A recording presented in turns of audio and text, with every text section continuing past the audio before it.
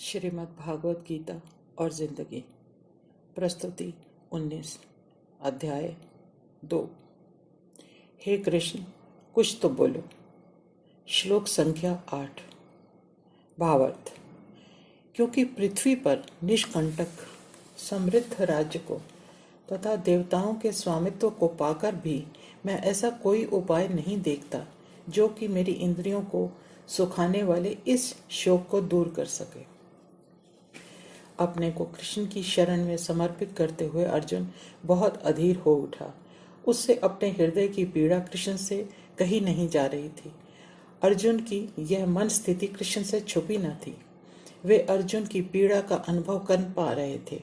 उन्हें स्पष्ट दिख रहा था कि उनके मित्र के हृदय की पीड़ा ने उसके हाथ पैर शिथिल कर दिए हैं। उसकी आंखों के आगे अंधेरा छा गया है और मन में करुणा व अनुराग का ज्वालामुखी फूट पड़ा है। ऐसी परिस्थिति में अर्जुन ने अपने को पूर्ण रूप से कृष्ण को समर्पित कर दिया।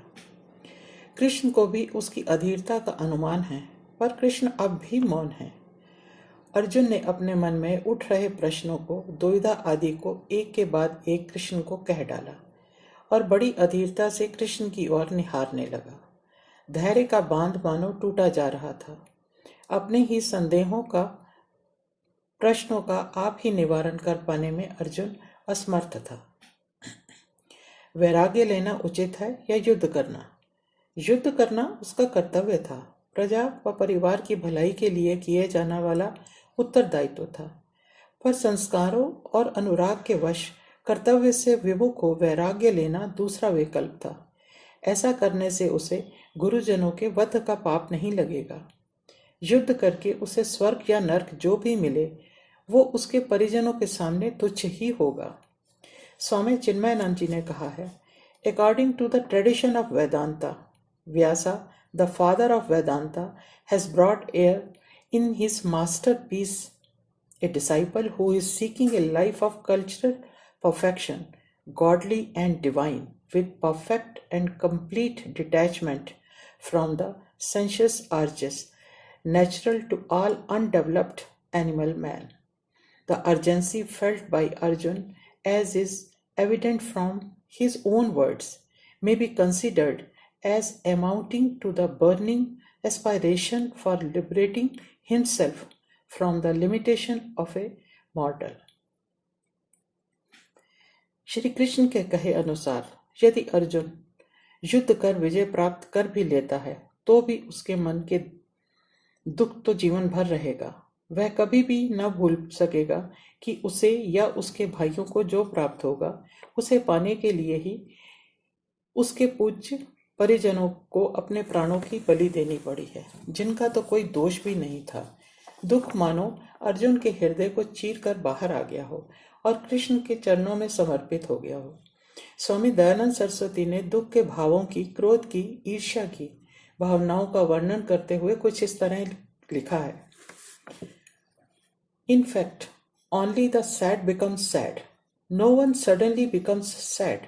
Just the angry become the angry. The sad become sad. If you are already angry inside, all that required is a reason to become angry. Similarly, the jealous become jealous and lonely become lonely. Therefore, these feelings indicate that there is a problem already underneath. Krishna क्रोध, ईर्ष्या, द्वेष आदि भावनाओं से बहुत परे थे, इसलिए युद्ध भूमि में शांत चित्त थे। अर्जुन अपने परिवार सहित वर्षों से शारीरिक और मानसिक रूप से प्रताड़ित होने के कारण दुखी थे। कुरुक्षेत्र में उनका दुख उभर कर सामने आ गया। इस परिस्थिति को हम आत्मा और परमात्मा के बीच की कड़ी भी मान सकते हैं। यहाँ आत्मा का परमात्मा के समक्ष प्रत्यक्ष समर्पण देखा जा सकता है। यह युद्ध अहंकार और धर्म के बीच देखा जा सकता है और अन्याय एवं अन्याय के बीच भी देखा जा सकता है। जब परिस्थितियां विपरीत हो जाती हैं और समझौते की भावना नहीं रहती तो फिर युद्ध जैसे कठोर निर्णय लेने पड़ जाते हैं। कृष्ण ने भी निष्पक्ष रहकर इस युद्ध को रोकने का भरकस प्रयास किया, पर अहंकार का अंधकार बहुत गहरा होता है। कोई आंख से अंधा था, किसी ने आंखों पर पट्टी बांध रखी थी, तो कोई अहंकार में अंधा था। युद्ध करूं या ना करूं, अर्जुन के मन में दुविधा थी। जब मन में ऐसी स्थिति उत्पन्न हो जाती है तो विवेक का सहारा लेना बहुत आवश्यक हो जाता है। पर अर्जुन के मन की दुविधा साधारण नहीं है।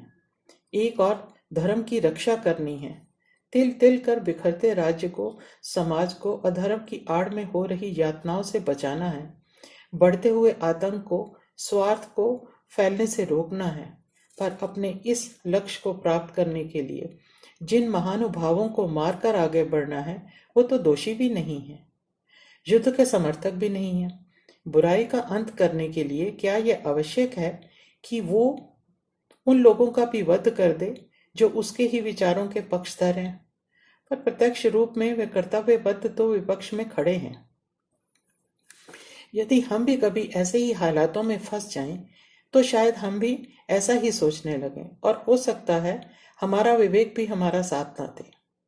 हो सकता है हमें जो चाहिए उसे पाने के लिए उसी का हनन करने लगे। यहाँ उचित और अनुचित ये दोनों ही एक समस्या बनकर सामने खड़े हैं। ऐसी ही परिस्थितियों में विवेक साथ छोड़ देता है, सोचने की शक्ति शून्य हो जाती है। इसलिए हम स्पष्ट देख पा रहे हैं कि अर्जुन का विवेक भी शून्य हो गया है। वो मधुसूदन के समक्ष निशस्त्र हो घुटने टेक देता है।